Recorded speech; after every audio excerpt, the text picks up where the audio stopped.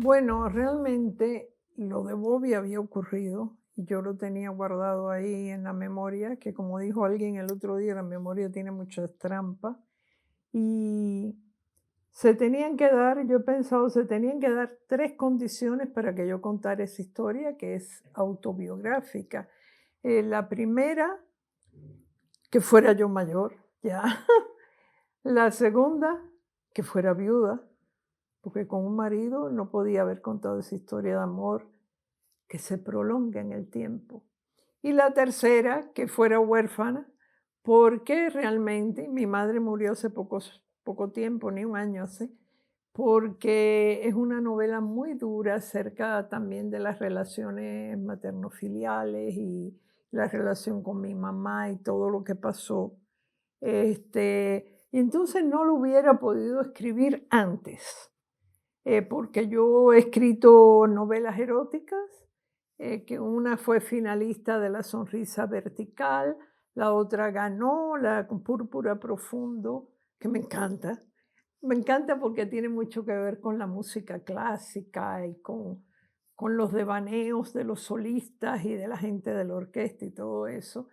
Y cuando uno escribía novelas eróticas o novelas como un mensajero tuyo sobre un incidente de Caruso real en La Habana, pues nadie se sentía muy aludido, pero esta es una novela muy autorreferencial, autobiográfica. Me encuentro con Bobby cuando yo tenía 14 años y él tenía 22 o había cumplido 23, acababa de cumplir 23 Bobby Fischer. O no, iba a cumplir 23, tenía 22 años.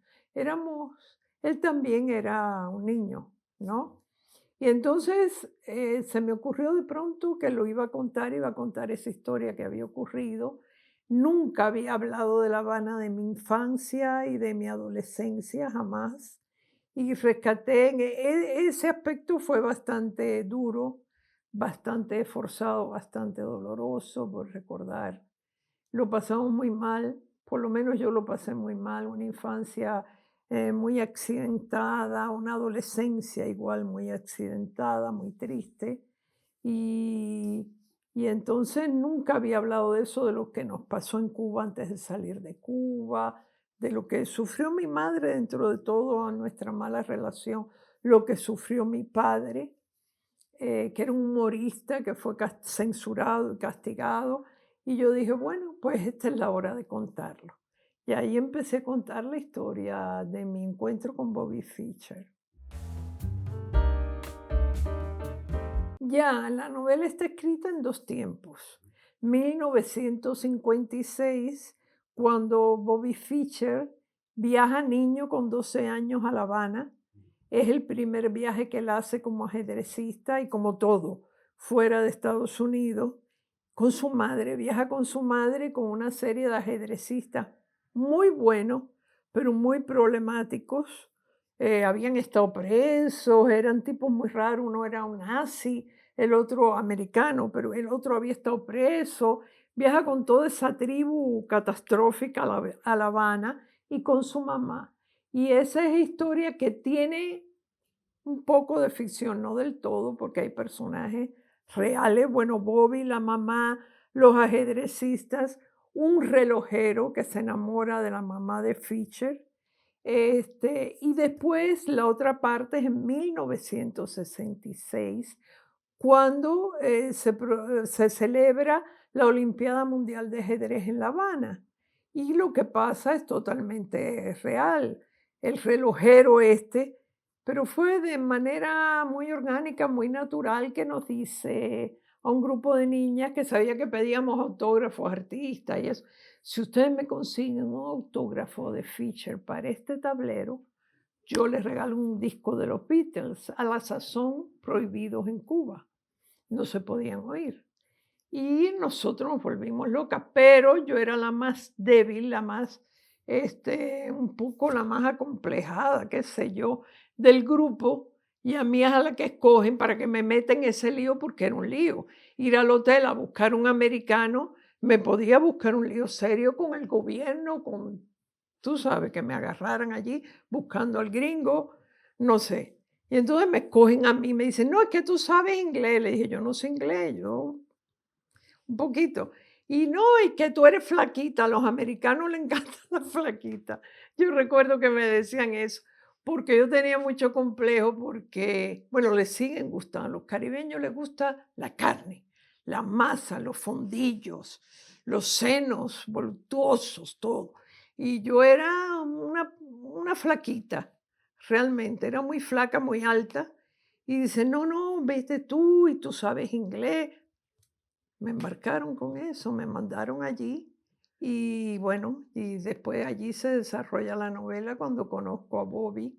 Hay un periodista que fue realmente el responsable que me llevó, que ya era un hombre de 40 años, podía tener. A mí me parecía un viejo, pero era un hombre joven, que me llevó hasta la habitación y me dijo: "Espéralo aquí". Y Fischer no había bajado a jugar porque era sabatista, estaba cumpliendo con el sabbat de su religión judía, a la que luego renunció. Con mi marido vivo, al que adoraba yo y teníamos una gran complicidad, no hubiera, porque como te decía, las eróticas eran cosas inventadas. Pero esto no es inventado y es un amor que se ha prolongado o un recuerdo, una memoria muy linda que se ha prolongado a través del tiempo. Y eso no le iba a gustar nada. A mí me dolió mucho cada vez, no se sabía nada de Fischer. Después que jugó en Yugoslavia, el gobierno americano le había prohibido jugar allí. Él recibió un telegrama por la guerra de los Balcanes, había una prohibición y él fue, recibió un telegrama del Departamento de Estado, él lo rompió y lo escupió y entonces jugó y ya le prohibieron la entrada a Estados Unidos. Con lo cual, estuvo vagando por el mundo, fue a Japón y cuando fue a salir de Japón, con un pasaporte vencido americano, lo detuvieron y lo llevaron a la cárcel. Pues entonces lo meten en la cárcel, ahí está 8 meses, hay un gran movimiento mundial para sacarlo, entre organizaciones de ajedrez. La presidenta de la Federación Mundial de Ajedrez en Japón se casa con él. No sé si fue un matrimonio por conveniencia, me imagino que sí, para ver si lo lograba sacar, porque al ser marido de una japonesa, etcétera, nadie le quería dar asilo, ni siquiera en Cuba, donde él pidió, donde él pidió asilo. No quería nadie, le contestó solo Islandia, donde en 1972 él había logrado su gran triunfo. Realmente él puso a Islandia en el mapa del ajedrez y del mundo, porque fue el primer partido de ajedrez transmitido a nivel mundial. Era un partido de la Guerra Fría, entre un ruso y un americano. Y bueno, y él ganó. Entonces Islandia, después que mientras él está en la cárcel, que tiene 20 problemas, ya estaba totalmente trastornado. Aullaba, gritaba, peleaba con los guardias, con los demás confinados, le dieron golpe. Islandia lo declara ciudadano islandés y le da asilo. Y asilo no, lo declara ciudadano islandés y él puede viajar a Islandia. Está documentado en internet ese viaje. Él viene con la japonesa ha dormido así, en un avión privado hacia Islandia. Está ya muy deteriorado físicamente, no se quería cuidar, no quería ir al dentista porque estaba paranoico totalmente, que le iba, eso me enteré yo después. Tú comprenderás que en el 72, en el 70 y pico, ya esto ocurre 76, 77, los 80, yo estaba en Puerto Rico prácticamente. Yo llevaba pocos años, me estaba abriendo camino en el periodismo y no, realmente no estaba siguiendo, no se sabía nada de él. Eso lo supe después. No se vino a saber nada de él después de lo de Yugoslavia hasta el ataque a las Torres Gemelas, que fue terrible porque él lo celebró. Y eso lo enterró no solo para el gobierno, sino para el pueblo americano en general, imagínate. Ya quedó olvidado, enterrado, denostado, odiado, y él dijo que estaba muy bien eso, ya él estaba muy, muy deteriorado física, intelectualmente, no jugaba al ajedrez, leía sin parar en Islandia, se metía en una librería y se pasaba el día allí. Yo estuve en la librería, se quedaba dormido en una butaca que yo creo que conservan. Me dijeron que esa era la de él, pero yo no sé si es un cuento chino. Se quedaba dormido, lo despertaba el librero y decía, voy a cerrar. Él tenía un apartamento porque él tenía un poco de dinero, había ganado mucho dinero, tenía unos amigos allí, pero él no se quería cuidar, enfermó tenía la boca fatal, no quería ir al dentista porque decía que los rusos le iban a poner un micrófono. Dime tú qué nivel. No quería que nadie lo acompañara nunca a su apartamento, no quería que nadie supiera dónde vivía y se refugiaba en casa de unos amigos con un problema renal espantoso hasta que ya no quedó más remedio que hospitalizarlo. No quiso tratamiento mientras estuvo enfermo de los riñones y murió de eso. Muy joven, 64. Sí, pero mira, yo le tengo mucho cariño al recuerdo de Fisher y tanto así que yo voy a Selfo, a su tumba. Tengo muchas fotos ahí de ello en Selfo. Le dejo cositas en la tumba, cajitas, anillos. Pero debo decirte que fue muy contradictorio y fue muy terrible lo de su extravío mental. Porque llegó un momento, su padre era judío, su padre verdadero, no Fischer. El húngaro Nemenyi era un judío, de una familia judía muy reconocida en Hungría. Su madre era judía, más judía no podía ser, por todas partes, como 8 apellidos vascos, ella tenía 8 apellidos judíos. Y llegó un momento en que, por ejemplo, todavía cuando podía entrar a Estados Unidos, que iba a visitar a su hermana en Nueva York y a su cuñado, que el cuñado vive, tiene 90 y pico de años, vive en Los Ángeles. La hermana murió muy joven y él no pudo ir al funeral, y la madre cuando murió él no podía entrar a Estados Unidos. Pero llegó un momento contado por un psiquiatra que escribió la psicobiografía de Bobby Fischer. Llegó un momento que él no pudo, el cuñado le dijo, vete de aquí, no vuelvas a la casa, porque tenían 2 niños pequeños y él hablaba horrores de los judíos. Y que eso no tenía casi ningún sentido, tú sabes. No había, por ejemplo, la situación que existe ahora con gas y todo eso, hablaba así porque, no sé, él tuvo mucha influencia de un jugador cuando él era pequeño, de un gran jugador de ajedrez, el jefe de los cabañeros, que era un equipo de ajedrez. Y ahí había un expresidiario que fue uno de los mejores ajedrecistas de Estados Unidos, Whittaker, pero también estaba un hombre muy rico, que era el que organizaba esos torneos y lo llevó a Cuba al de niño y le hablaba que era nazi. Llevaba la suástica en el saco y le hablaba bueno, para llevar a un niño, siendo el nazi, a un niño judío con su madre judía a La Habana, era que tenía una fe en Fischer ciega. Curiosamente, eso no aparece en la novela, pero ese nazi no era alemán, era americano, pero abrazó las ideas nazis. Ese americano muere en Puerto Rico. Mira qué casualidad. Yo me enteré cuando estaba leyendo en un torneo. Fue un torneo en el 70 y pico y le dio un infarto y murió en San Juan. Una cosa muy curiosa, yo no lo sabía. Laux, se llamaba Laux. Esa es la parte más dolorosa del libro, porque te voy a confesar que la parte más tierna y más feliz y más entrañable fue la que recordé el encuentro con Fisher. No sabía que iba a ser así. Hasta soñaba con él por la noche.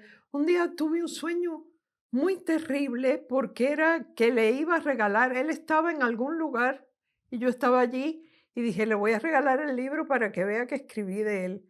Cuando se lo entrego en el sueño, digo, pero si está muerto.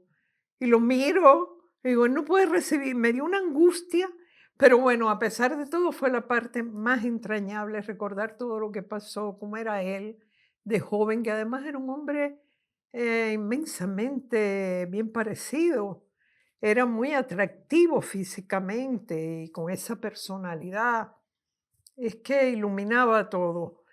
Pero la parte más triste, pues claro, fue recordar, yo tuve una infancia bastante dura, bastante dolorosa, con problemas familiares, y la adolescencia también fue muy dolorosa.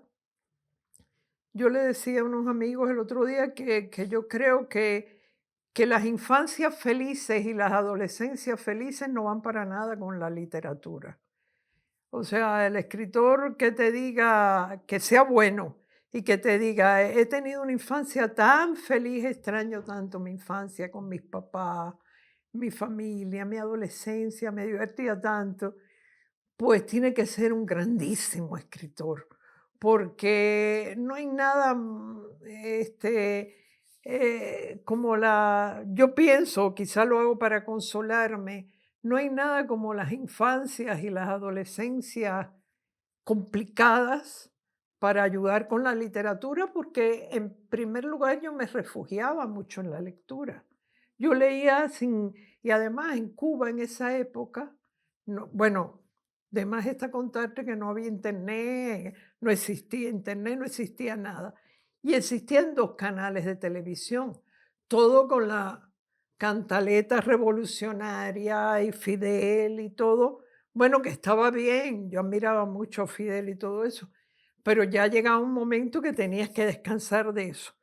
Leías y oías Nocturno, ese programa radial que da título a un capítulo, que se estrenó en agosto del 66, que fue para nosotros, ay, un paraíso, un oasis, porque oíamos, bueno, a los brincos, todos los grupos esos españoles de la época, de los 60 y 70, Mike Kennedy de los Bravos, toda esa gente. Y después a Rita Pavone, que aparece ahí en una de las canciones. O sea, todo lo que es italianos, mucho, Gianni Morandi, el otro, todos los italianos. Franceses, todos. En ese sentido tuvimos una educación.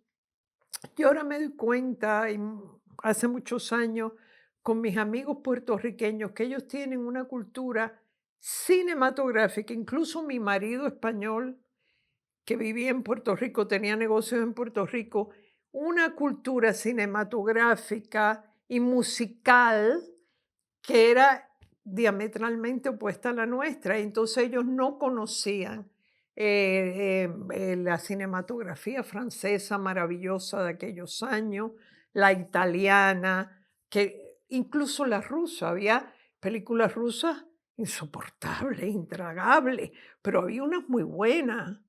Veíamos películas chinas.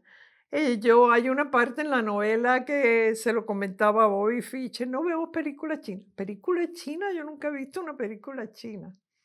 Y yo recuerdo una que nos marcó mucho, mira qué gracioso, que era una película china, obviamente panfletaria, y los enemigos de Mao Zedong que están peleando y qué sé yo, dice, huyamos como ratas, que se acerca el glorioso ejército de Mao Zedong.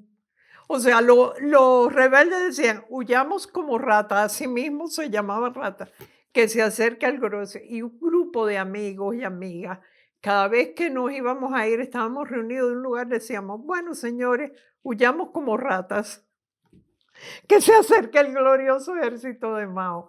Eran algunas panfletarias, pero algunas muy buenas, checas. Vimos muchas películas checas muy buenas. Entonces eso modeló, a mí el cine me hizo, modeló mucho mi manera. Películas inglesas como The Go Between de Joseph Losey, las películas de ellos. Vimos películas inglesas, francesas, europeas en general, americanas, casi ninguna, menos que fueran muy críticas del gobierno. Y eso adquirimos una cultura y por otro lado perdimos otra, que eran las películas americanas tradicionales, esa que me decía, pero mi marido me decía, pero tú no viste tal, tú no viste Doctor Chivago, tú no viste, no, yo no vi nada de eso. Y era muy gracioso eso de que tuvimos otra formación, pero la agradezco, ¿sabes? Yo estoy leyendo ahora mucho ensayo, y he vuelto a algunos clásicos como Dostoyevsky, pero por ejemplo he leído un escritor que he leído con mucho placer, es Benjamín Labatut, el chileno, con Un verdor terrible, La piedra de la locura, Maníacos. Este,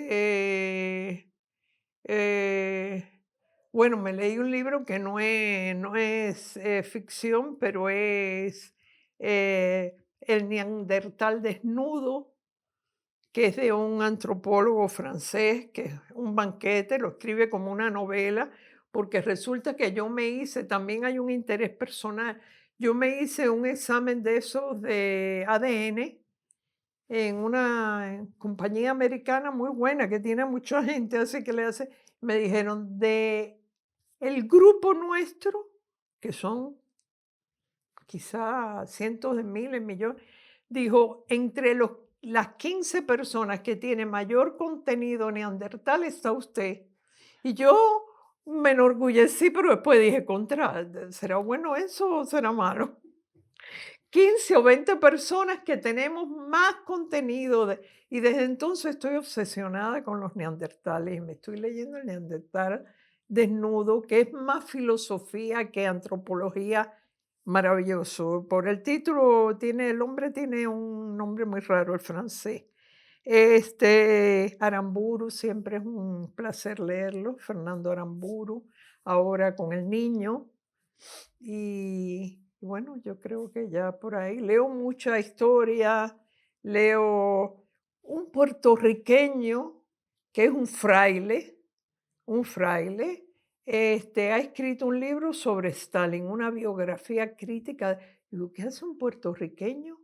Es que él es un hombre muy curioso, fraile, escribiendo, Mario Rodríguez se llama, una me lo llevó de regalo hace, no lo he podido leer, hace como 3 semanas, lo he ojeado. Y digo, qué maravilla que se haya ocupado de Stalin a estas alturas, pero pienso que leer lo que fue Stalin ahora te hace, porque no es todo una crítica feroz como se suele hacer de Stalin, no. Es un libro que pretende ser objetivo sobre esa figura. Y yo digo, pues mira, qué bueno, porque así tú comprendes lo que está pasando en Rusia ahora. Te da luz sobre quién es Putin, sobre lo que pasa con Ucrania, y que un puertorriqueño lo haya hecho me parece extraordinario. Y es el libro que tengo ahí esperando, ¿no?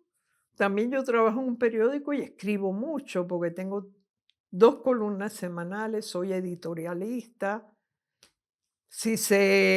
A mí lo que me echen, como dicen ustedes, lo que me echen cuando me dicen, te puedes hacer entrevistar a fulano de tal, que quieres que seas tú, también a veces por las columnas mías y eso prefiero. Yo digo, sí, dale. Y hago de todo, porque hice de todo durante estos 50 años como periodista. Yo era cronista deportivo del diario donde trabajo ahora, cubriendo juegos de béisbol. Yo he escrito, después me metí, yo cuando empezaba en una revista de farándula y cuando no llegaban los horóscopos a tiempo, ¿quién los escribía? Mayra Montero, pues no lo firmaba, por supuesto. Horóscopo me decía, el dueño que era muy rácana me decía, no llegaron los horóscopos. Mayra, escríbete, cambia un poquito eso ahí. Y yo los escribía nuevos. Para los escorpiones, todas las maravillas del mundo. Para los que me caían mal, enfermedades y tragedias. No, es un vacilón escribir horóscopos.